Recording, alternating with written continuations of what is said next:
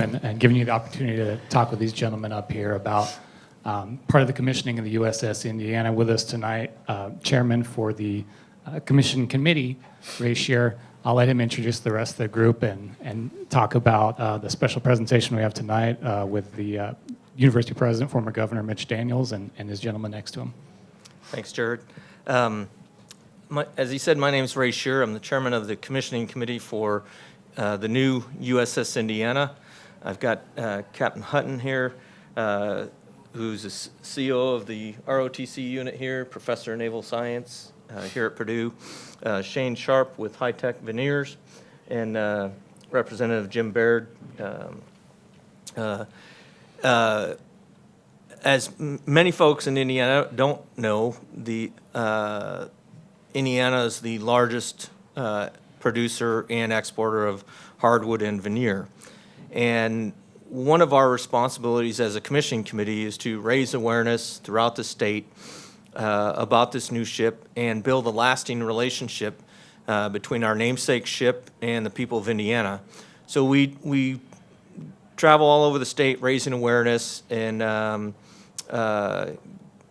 also building that relationship between the crew members and Hoosiers. We've had crew members here a number of times the last couple of years.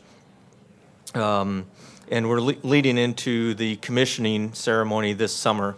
What that is the big ceremony where the ship will officially be commissioned into the service of the Navy.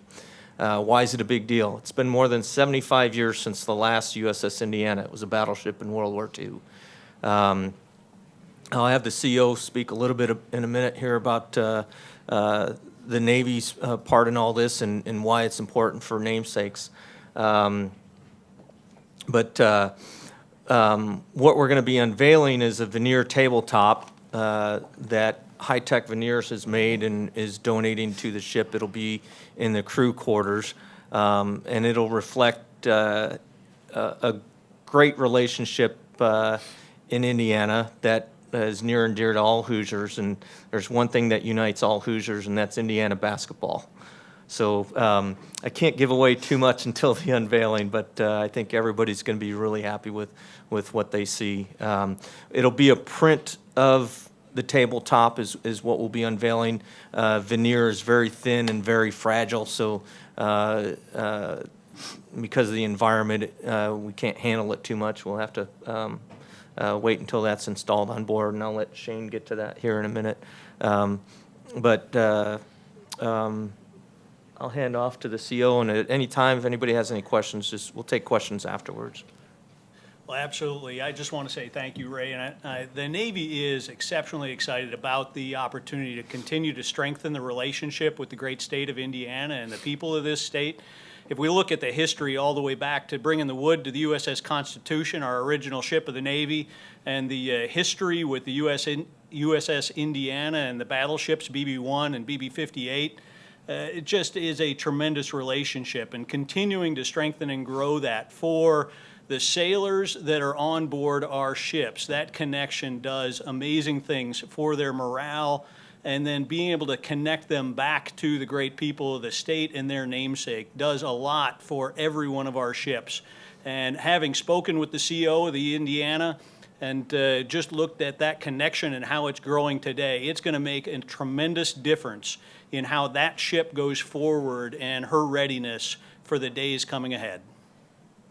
Thanks, sir. You reminded me of another great point to emphasize. The crew members we've had back here to Indiana, they've experienced it and remarked on it. There is no state in this country that honors their veterans and supports our military better than we do here in Indiana. I've been in all 92 counties multiple times, raising awareness, taking crew members out to meet Hoosiers at different corners of the state, and it's just very visible from monuments in just about every town, definitely every county. That's very visible, and so it's. This crew especially is going to have a tremendous amount of support for the life of the ship. They already have that. So, Shane, you want to talk a little bit about Veneer without giving out too much detail on Sure. what you all do?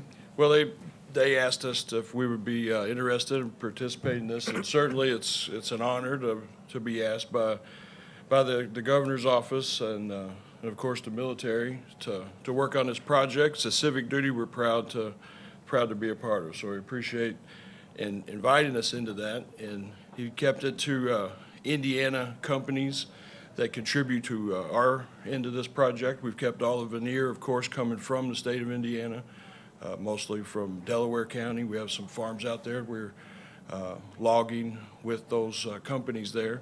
So what High Tech Veneer does, our company, we take the world's finest veneers from all around the world, not just from locally domestic veneers in the state and in the United States altogether, but we take the finest veneers all over the world and we put them, manufacture them into works of art. You have matched, sequenced entire estates.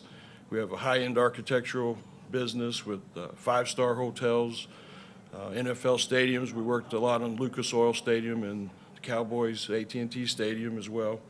And also in the aviation industry, the private and business aircraft, our veneers flying in head of state aircraft all over the world, and to business and private jets as well. So, thank you.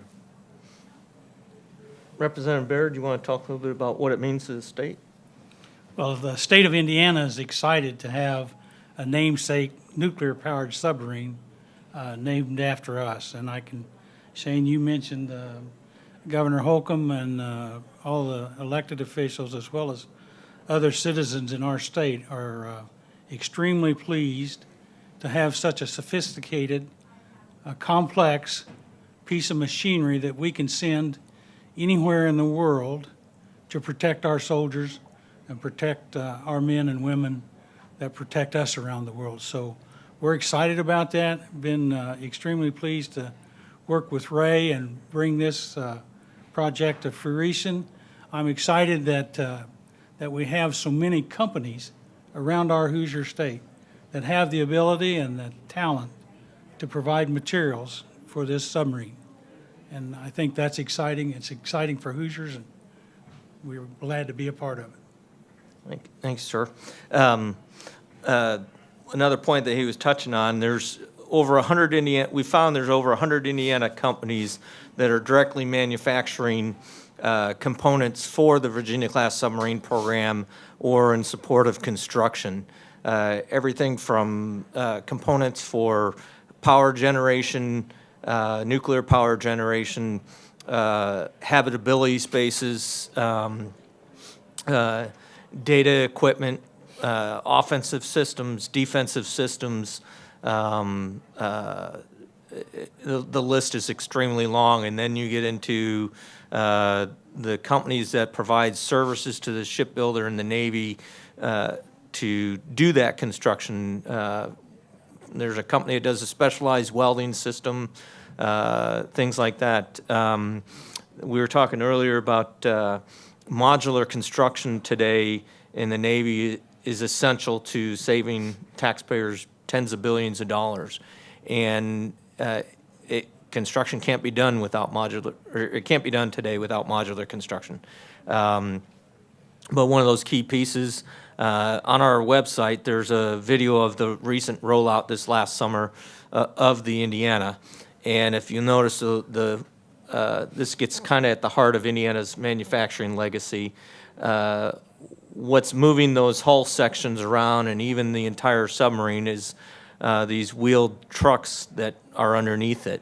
Well, those wheeled trucks are made in the little town of Avila, Indiana, just west of Auburn, in a little fabrication shop. And that really gets to the core of Hoosiers. We like to say Hoosier hands are building the Hoosier boat, and it's very true. The shipyard, and this gets at the heart of Purdue, Boilermaker country, but shipyard recruits first and foremost from Purdue University for their engineers. And also in all these places around Indiana, these manufacturers and suppliers, they're filled with Boilermakers. So Purdue's at the forefront of a lot of this construction. So That's all I have. Anybody got any questions? Yes, sir.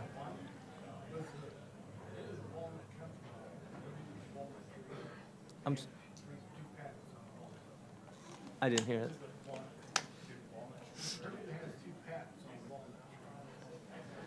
Not, I don't know. I not, don't know. not to our knowledge. No, They do have.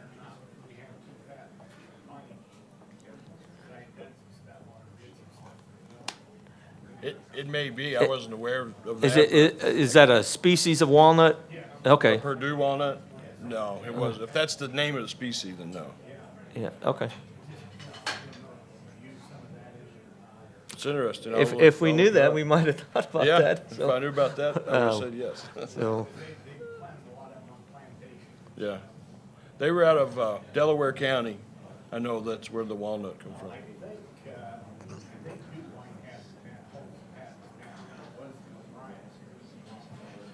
Okay,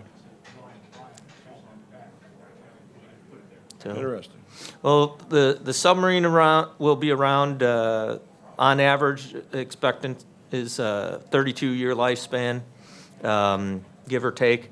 And so Purdue will be well represented on board for that 32 years. So, anybody else? Thank you all.